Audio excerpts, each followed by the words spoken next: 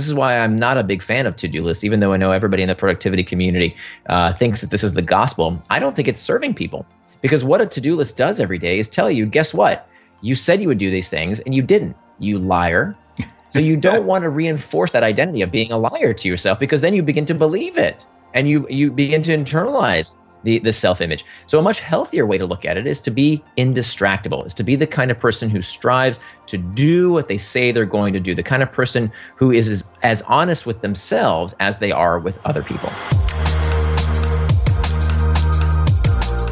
This is the Ideas Lab podcast, where you can learn from great creative and entrepreneurial minds how to turn your ideas into original businesses, books, and brands. Because in a crowded world, it pays to stand out. This is your host, John Williams, best-selling author and founder of the Ideas Lab London.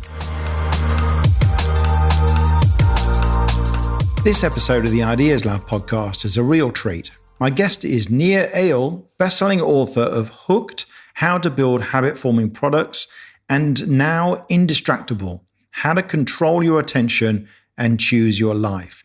Both these books, of course, something of a sensation on release, and Indistractable is the buzz book everybody's been talking about for the last few months.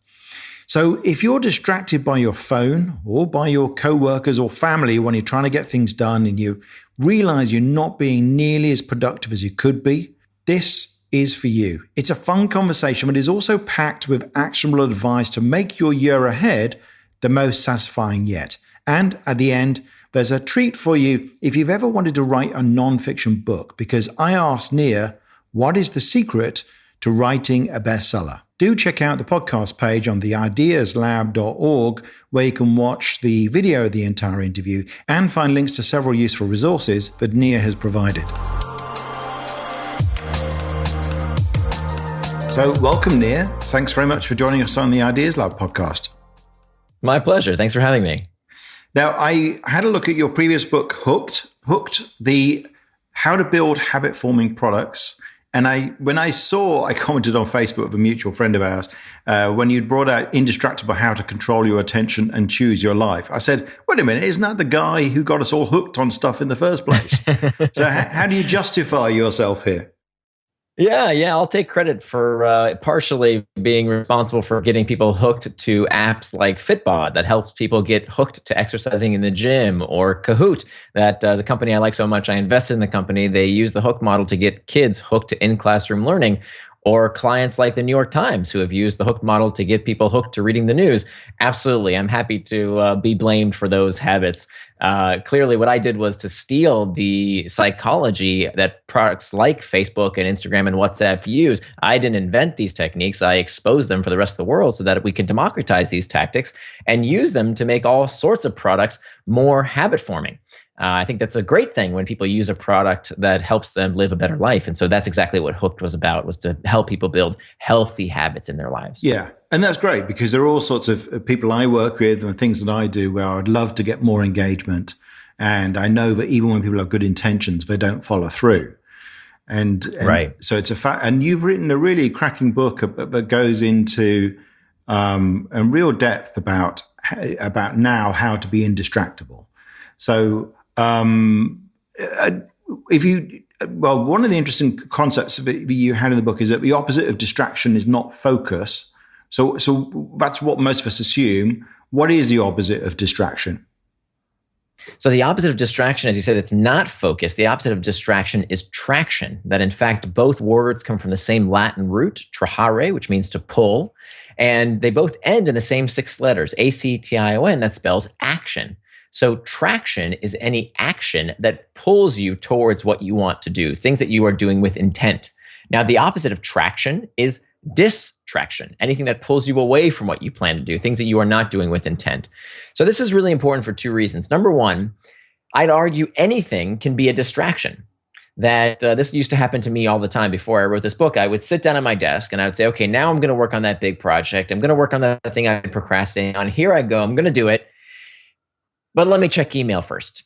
Let me scroll that Slack channel. Let me just do this one thing that feels productive, that feels like it's a work-related task. But I'd argue it's pseudo work. And this is how distraction tricks us. It makes us think that what we are doing now is important, But of course, what we're doing is we are being tricked by distraction to prioritize the urgent at the expense of the important. So is it good to check email once in a while? Of course it is. But if it's taking you off track from doing what you said you would do, namely do that big project, go exercise, be with your kids, do whatever it is that you said you were going to do, it's not traction, it's distraction. So just as anything can be a distraction, I would argue that anything can also be an act of traction. So if you make time for these activities, there's actually nothing wrong with it. That if you want to spend time on Facebook or playing Candy Crush or watching a Netflix video, why is that morally inferior than watching a football game on TV? There's nothing wrong with those activities. What we have to do is to make time for those things, to plan ahead for them. And in fact, we can use them in a perfectly healthy manner as long as we use them on our schedule, not on the app maker's schedule. Yeah, I think that's a really good point, because otherwise we can get puritanical about, we should never touch Facebook or something like that. It kind of reminds me of a course I did called the lightning process, where the distraction is your own internal negative thoughts. And it's quite good for people who have chronic illness. And their rule was, are you living the life you want, that you love? And if not, then you use the lightning process to reset your thoughts. But if you are, carry on. So it's kind of the same policy. It's like, are you doing what you wanted to do with your life? If you are, then you're making traction. And that might include surfing on Facebook and enjoying watching TV at particular times. And otherwise, do something about it. Yeah. So this book is not for people who feel like their life is perfect, right? So if you're happy with your life, carry on, do whatever's working for you. But in my life, what I found is that I was distracted from the things that I told myself I would do. I was a liar to myself. I would say I would exercise. I didn't. I would say I would work on that big project. I'd procrastinate. I would say I'd be fully present with my wife, my daughter, with friends, and yet I'd find myself checking my phone when I was with my daughter. That is distraction. And frankly, I was, that feeling of lying to yourself eats at you, right? To go day after day, if you're anything like I used to be, I'd have this to-do list of all the things I would do today, and I wouldn't get done with even half of them. I would recycle half of that to-do list from one day to the next to the next. And what I was doing was reinforcing this identity of being a loser. Right? What you tell yourself when you don't finish that to-do list. This is why I'm not a big fan of to-do lists, even though I know everybody in the productivity community thinks that this is the gospel. I don't think it's serving people, because what a to-do list does every day is tell you, guess what? You said you would do these things and you didn't. You liar. So you don't want to reinforce that identity of being a liar to yourself, because then you begin to believe it and you begin to internalize the self-image. So a much healthier way to look at it is to be indistractable, is to be the kind of person who strives to do what they say they're going to do, the kind of person who is as honest with themselves as they are with other people. Okay, so I've got to pick up on that then. So if we're not going to use a to-do list, what do we use instead?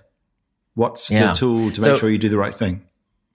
Absolutely. So there's 4 steps to becoming indistractable. The first step is to master the internal triggers. And that's the most important step, because it turns out that the root cause of most distraction in our life, remember, we can be led to traction or distraction.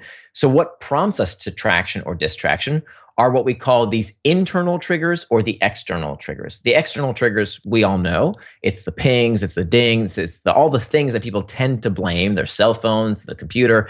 That tends to be what we blame, but that's not actually the root cause of distraction. The root cause of distraction, and where most of us are led towards distraction rather than traction, are because of these internal triggers, these uncomfortable emotional states.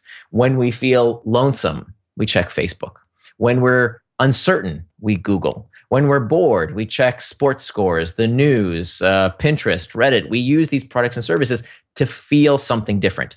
So that it has to be the first step. If we don't acknowledge why we are reaching for distraction, the deeper reason why we cannot cope with this discomfort, if we don't acknowledge this discomfort and learn new tactics to cope with it in a healthier manner, and I'm not just talking about meditation, that's not what I'm talking about. I'm talking about arming yourself with tactics that have been proven out in decades of peer-reviewed studies that can help lead you towards traction rather than distraction. So that's step 1, and we can get into a lot more depth around that. But I think the second step is particularly pertinent to your question in terms of why to-do lists are not effective. The second step to becoming indistractable is to make time for traction. So I interviewed hundreds of people in the course of the past 5 years writing Indistractable. And one common practice among everyone I interviewed who struggled with distraction was they did not keep a proper calendar. That 2/3 of people don't keep any sort of a calendar. And even the 1/3 of people who do keep a calendar don't keep a time box calendar. A time box calendar is when we plan out our day to the minute. Okay, now a lot of people say, "Oh, that's too rigid. I couldn't do that. That's not that. That's I couldn't operate that way." Well, here's the thing: it's actually nowhere near as hard as you think, and it will change your life. It will absolutely change your life, because here's the thing: if you don't plan your day, somebody's going to plan it for you. Your boss, your kids, the news, whatever was happening on Twitter, something is going to eat up your day unless you decide what you want to do with it. Furthermore, you have no right to call something a distraction unless you know what it distracted you from. Think about this. This is common sense. If you have a big white space in your calendar, well, then don't complain to me that Facebook distracted you. Everything is a distraction if you didn't decide what you want to do with your time. So instead of a to-do list, which constantly reinforces that you're a liar and you didn't do everything you said, which is a horrible thing to carry around with you all day, instead, your only goal should be not to finish anything. What do I mean by that? When we put things on a to-do list, it's all about finish this, finish this, finish this. But here's the thing: the studies show us that human beings are horrible at predicting how long a task will take them to finish. So, and you know this is right. We've all seen this in our own lives. We say, "Oh yeah, that task will take me a couple hours. Big deal. Let me knock it out." And of course, it never takes a couple hours. So you don't want to plan the output. You want to plan the input. What do I mean by that? If you go to a baker and you say, "Okay, I need you to make me 100 loaves of bread," the baker will say, "No problem. I need the flour. I need the salt. I need the yeast. I need the ingredient. Give me all the ingredients, the input to make the output." But somehow when it comes to knowledge workers, we don't consider our input. We only consider the output. We say, "I want to do this, I want to do this, I want to do this." But what about the input? The input is the time. So tasks shouldn't be just on your to-do list. They have to have a corresponding place on your schedule. If they can't find a time in your schedule, they don't deserve a place on your to-do list. And so your only goal, instead of checking this undoable list of things, it's so easy to put things on your to-do list, but of course that reinforces this negative identity of yourself. What you want to do instead is to say, "Look, my job is to not finish the task. My job is to work on a task without distraction for as long as I said I would." That's it. Right. Because then at the end of every time block, let's say you say, "Okay, I've got to prepare that big presentation. I need to clean out the garage. I need to do whatever it is that you need to do that you find you often get distracted doing." You plan that time. And then at the end of that 30 minutes, 45 minutes, hour, you're a success. You won. You're a winner. You did the thing you said you were going to do. You're reinforcing your identity as being indistractable. You're the kind of person who lives with personal integrity because you did what you said you're going to do. You worked without distraction for that given period of time. And of course, if you do this technique, and it turns out when you use this technique, you actually spend net much more time on the task. So you will actually finish that task much faster than the old method of just putting it on a to-do list and expecting this magical to-do fairy to come in and do the task for you.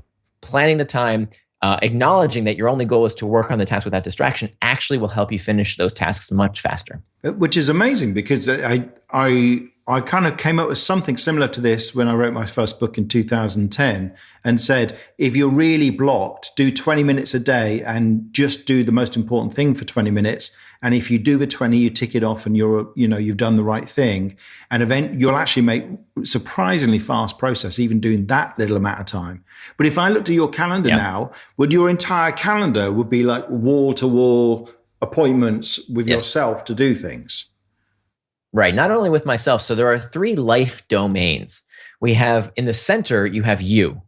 Then the next life domain, the concentric circle, because it all starts with you. If you're not in proper health, if you don't take care of yourself, you can't take care of other people. So you're at the center. Then there's the relationships. So your relationships. And then finally, the last domain is your work. Now, most people, if they schedule their day, they only take care of the work domain. But of course, you're not one-dimensional. There's a lot more to you than just your work. There's other things that you value in life. And so what you want to do is, instead of making a vision board or a 5-year plan or the regrets of the dying, how about we just start with next week, right? Let's take out a calendar for next week and turn our values into time. So if one of your values is to take care of your physical health, I'm not saying that has to be your value, but if that's one of your values, do you have time for that in your calendar? Right? We all know how important sleep is, but how many of us actually put our bedtime on our calendar and make it an appointment? If one of your heroes called you, right? Let's say your favorite celebrity, a rock star, a political, a person that you admire called you and said, I really want to have lunch with you. Would you make time for them? Of course you would, right? And yet, why don't you keep an appointment with yourself? Right? You're the most important person in the world to you, right? So why don't we keep our appointments with ourselves? It's part of it is because we don't schedule that time. So we schedule our time that we want to go exercise, for example. If we don't make that time in our day, if we don't schedule it, it's not going to happen. So that's the you domain. And this can include prayer, meditation, journaling, anything that's important to you, even fun time, right? So in my calendar, I have time for social media. I have an hour that I can go on Facebook and Pinterest. And why is this so important? Because I used to check Instagram and social media all day long whenever I felt bad, whenever I felt lonely, whenever I felt bored, I would be internally triggered. Not anymore. I turned a distraction into traction by simply planning for it. Now I use it on my schedule. So that's the you domain. The next domain is your relationships. If one of your values is to be a devoted husband or wife or father or mother or friend, that time needs to be on your calendar as well. Part of the reason we are suffering through this loneliness epidemic right now, that psychologists tell us that loneliness is as detrimental to our health as smoking and obesity, is that people used to have these regular occasions to interact with their friends. The Kiwanis Club, the bowling league, the church group, the friends at the pub. They don't do this anymore, right? This is declining because people don't hold the time in their schedule to do those kind of things. So we need to bring those traditions, that time planned for ourselves, those routines back into our day. And then finally, the work domain. Last comes the time for what we need to do in our career. Principally among those things is to recognize that every job involves two components. We have the reactive component and we have the reflective component. So depending on your job, you're going to have different degrees of this. So for example, if you work in a call center, if your job is to pick up phone calls all day, you are in a 100% reactive job, right? Phone rings, you pick it up. If it's not ringing, you wait. That's a reactive job. But the vast majority of people don't have a 100% reactive job, but they treat themselves like they do. They run around all day long reacting to emails, reacting to meetings, reacting to other people's requests, reacting to their boss coming over and tapping them on the shoulder and saying, I need this, I need that. When in actuality, when I do workshops and I'll ask a room of people and I'll say, how many of you need time to think in your day? How many of you need time for reflection and thought? Every hand goes up. And then I ask, well, how many of you have made time for it? Nobody. And so if your job requires reflection, you have to budget that time as well. There has to be time on your calendar that you protect to think, because that is where we do our best work. And it's required for many of our jobs. Yeah. And so were we partway through those 4 steps you were talking about? Yeah. So we did 2 steps. We've got mastering the internal triggers, making time for traction. The third step is now to deal with those external triggers. So the external triggers are all these things outside of us, the pings, the dings, the rings, all of these things that can potentially distract us. So what we have to do here is to hack back those external triggers. It turns out the number one most distracting external triggers, according to surveys, has found that 80% of survey respondents found the number one most distracting thing in their day is not their cell phone, it's not their computer, it's their work colleagues. It's people, especially people who work in open floor plan offices, as many people do these days. These aren't going away. So what we have to do is to learn to hack back this office environment. And one of the things we can do is to use a screen sign. So in every copy of Indistractable, there's this piece of cardstock that you pull out of the book, you fold it into thirds, you place it on top of your computer monitor, and it's bright red, and it tells your colleagues, I'm indistractable at the moment, please come back later, right? It's a way to tell your colleagues, I need 45 minutes, I need an hour, please come back later. Very effective technique. So there's things that we can do to hack back our devices, right? I show you how to stick it to Facebook and YouTube and how to alter their technology in a way that they can't alter back, right? Did you know that you can strip out all the ads from YouTube? Did you know you can dissolve away the newsfeed? Did you know you can hack back all of this technology in a way that serves you as opposed to you serving it? So I show you how to do that. I show you how to reduce the time you spend on email. Some people who are using this technique have told me that they've reduced the time they spend on email by 90%, non-zero, using some of the techniques I talk about in the book. So that's step 3, is about hacking back the external triggers. Wow. Yes, and I've heard some of your, I was listening there just the other day to some of your stuff about email, which is really interesting. Can I just ask, before we go on to step 4, this is all so fascinating. Now, as you say, we are. What you're saying really is I can't blame Mark Zuckerberg for surfing Facebook for hours at a time when I should be doing something else, unfortunately, which is very disappointing. But I know, right? Yeah. So when I have that urge to surf Facebook, which might be because I'm working on my own that day and missing contact, or it might be something else, or something went badly, so I want to distract myself away from the uncomfortable feeling. How do I stop myself? Because that's a whole different thing, isn't it? It's one thing to say, I know I shouldn't do this, and I shouldn't perhaps check my email first in the morning. I don't know if that's one of your rules. But, people often say this, and then I go like, yeah, but I can't resist it. There's no way I can resist it. Yeah. Right. What should I do? So, I'm weak. Yeah, so I'm weak. Well, the first thing is to stop telling yourself you're weak. Okay, that's because again, we don't want to reinforce the self-image that we're not capable. You are actually much stronger than you know. And so here's what we do. The first step is to understand why we are prompted to distraction. So by asking ourselves, okay, what is that sensation, right? What is that internal trigger? Why do I feel this itch to check email or Facebook or whatever it might be that's not what I plan to do? To understand that internal trigger is the very first step. This is how we begin to master the internal trigger. And there's a few things we can do. We can reimagine the trigger, we can reimagine the task, and we can reimagine our temperament. And so I give you these tactics that you can use for in the moment. How do I deal with that discomfort in a healthier way? Because remember, this isn't necessarily a bad thing. Okay, feeling bad is not bad. Feeling boredom, feeling loneliness, uncertainty, fatigue, this is part of being a human being. There's nothing wrong with feeling those things. It's how we respond to those things, right? Responsibility is about your ability to respond. That's what responsibility is all about. So these things aren't your fault. Okay, you didn't invent Facebook, you didn't invent Instagram, you didn't invent email, you didn't invent that piece of chocolate cake that's tempting you. Not your fault. It is your responsibility. And so what we do, we don't want to be blamers. Blamers, they say, oh, it's the technology that's doing it to me. The shamers, on the other hand, the shamers are the people who say, oh, there's something must be wrong with me. Maybe I'm lazy. Maybe I'm an imposter. Maybe I'm not very good at this. We shame ourselves. That doesn't work. It makes things worse, in fact, because the worse we feel about ourselves, the more shame, the more likely we are to reach for distraction. So that doesn't work. What we want to be is not blamers or shamers, but claimers, acknowledging that you can't change how you feel. You can only change how you respond to your feelings. So this is where we begin to reimagine the internal trigger. And I give you several techniques from acceptance and commitment therapy. These methods have been around for decades. They just haven't been applied necessarily to this situation around technology distraction.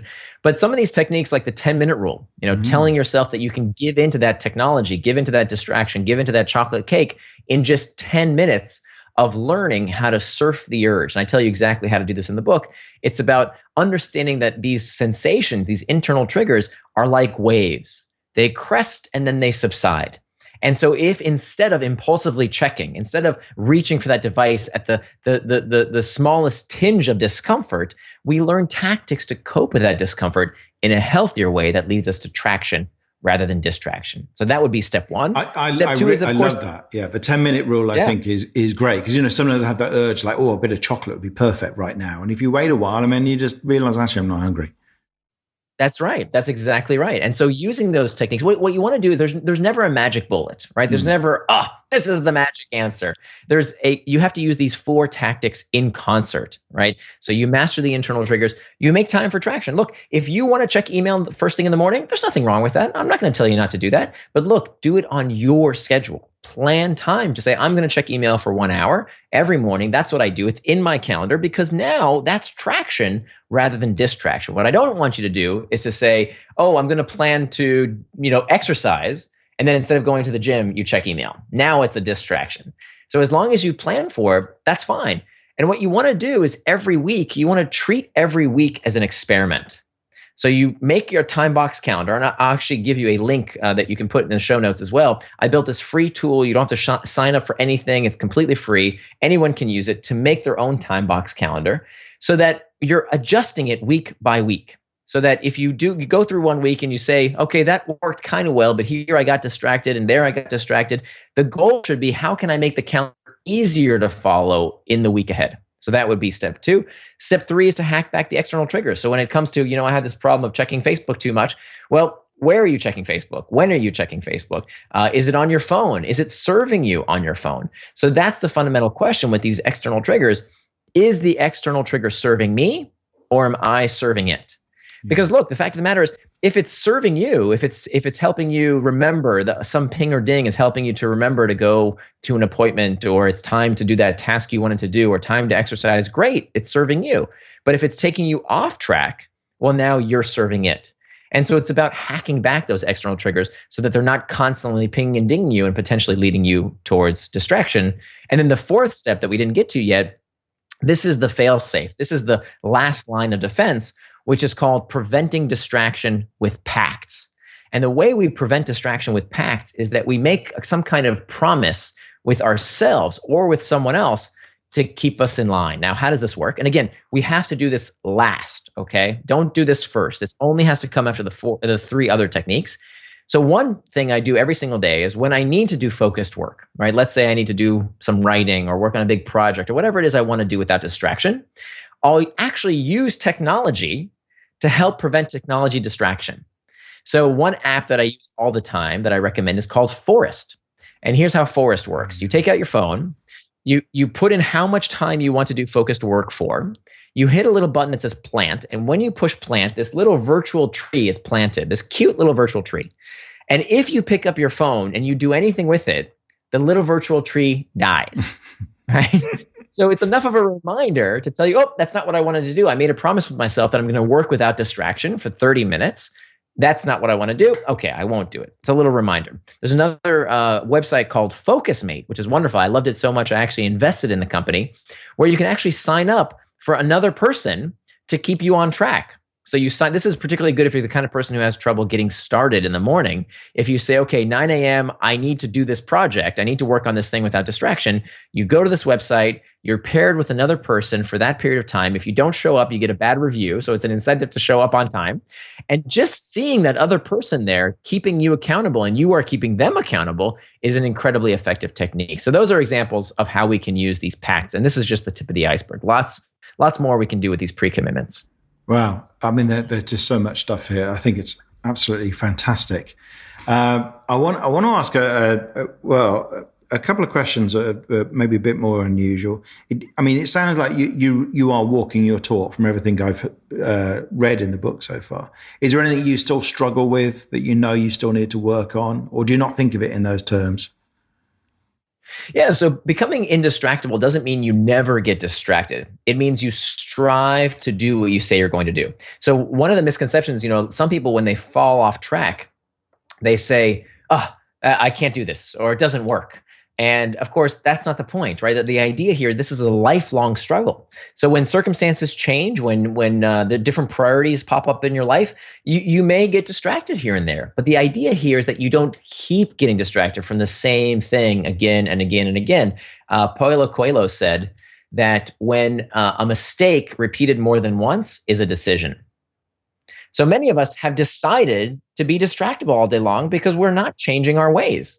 And so the idea here is that we need to stop making this decision to keep getting distracted and make a decision to become indistractable. That the idea here is that it's a learning process. Every week is an experiment. And I'm not saying you have to do everything all at once. There's more in the book than you could ever do in a single reading. The idea is how can I adopt one of these tactics to cope with internal triggers?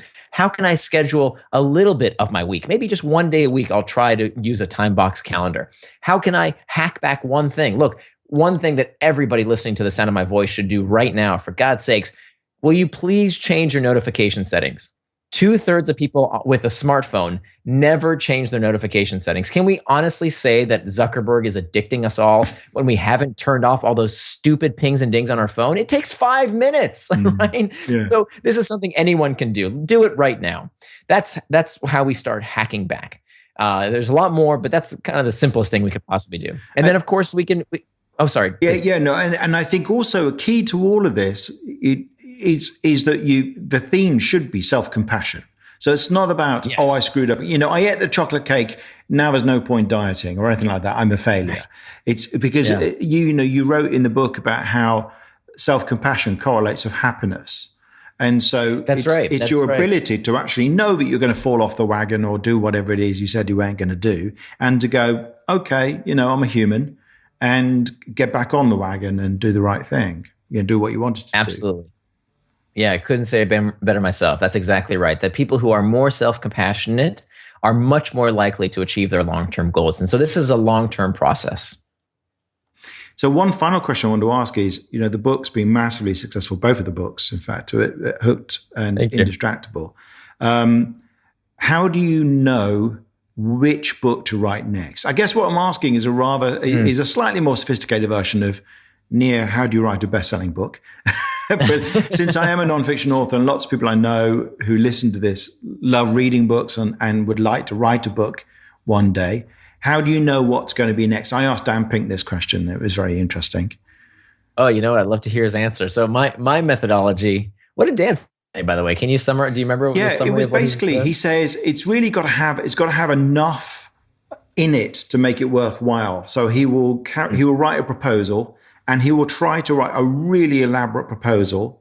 And if he feels like there is layer upon layer in this topic, then that is actually, that's a sign that this book could be the one. And if it's just like, it's quite simple. Like you've just said in the Indistractable, there is layer upon layer here, from switching off notifications to being comfortable with uncomfortable feelings. It's a huge amount of stuff. So I thought that was quite a good response. Yeah, I think so. For me, it starts for me by chasing my curiosity. So I have lots of ideas that could become books, but they all originate from the same place, which is, what are my problems? And so when I have a problem in my life, the first line of defense is I try and think through that problem. So I'll journal, I'll write about the problem, I'll sort through it, I'll write a blog post to see if I can come up with the answer for myself. Now, so that's think of that as like the top of the funnel. There's lots of problems in my life that I want to sort out. And then the next layer is if they filter through and I still haven't come up with an answer, well, then the next step is to read every book I can find on the topic, right? And then by reading those books on the topic, the funnel narrows down even further. Most of the ideas, probably 99% of the problems, somebody else has written a wonderful book around. And so, hey, that's great. I found the answer to my question. Once every 5 years or so, there'll be that one idea, that one problem that I have in my life. I read books on the topic, and none of them cut it. And so that's what happened with both of my books, with Hooked and with Indistractable. I looked for a book that helped me know how to build habit-forming products. Didn't find it. I looked for a book on how to help me get to the psychology of distraction. What is the root cause of why we don't do what we say we're going to do? And every book on the topic had the same exact stupid answer. It's the technology.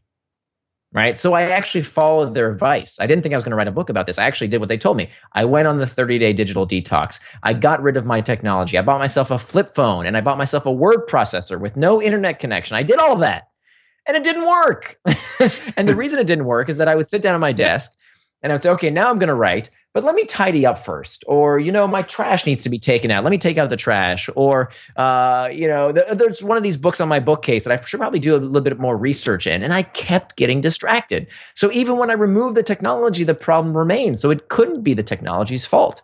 And so when I have a problem in my life that I find that every book on the topic just does not fix the problem, that's when I go on this journey to figure out, okay, let's get down to the bottom of this and really figure it out for myself. And so I write books. I think trying to write a bestseller, you're just bad at math because the odds are horrible, right? I think the best thing you can do is to write the book you want to read, the book that you wish someone would have already written for you to solve your problem. And if that book doesn't exist, write that book, and then you cannot fail. Because the worst case scenario, even if nobody buys even one copy of the book, well, you will have solved your own problem. And that's exactly what happened to me in my life with these two books, especially with my second book, Indistractable. I desperately wanted to fix this problem for myself, and I have. And if other people like the book too, if other people benefit from these 5 years of research, well, then that's icing on the cake. That's wonderful. Yeah, that is fantastic. I really like that. And it's very inspiring about, as I think about next book options. So Nir, that's just been wonderful. And there's so much stuff in there. I really recommend Indistractable. I mean, Hooked is great as well. Thanks very much. Thanks for joining My pleasure. us. Thank you. My pleasure. Thanks for listening to this episode of the Ideas Lab podcast. Please do subscribe. And if you've enjoyed this episode, it would be great if you could leave us a review. You can get links and details of everything mentioned in the podcast in the show notes, along with photos and video clips from many of our episodes. Just go to theideaslab.org/podcast.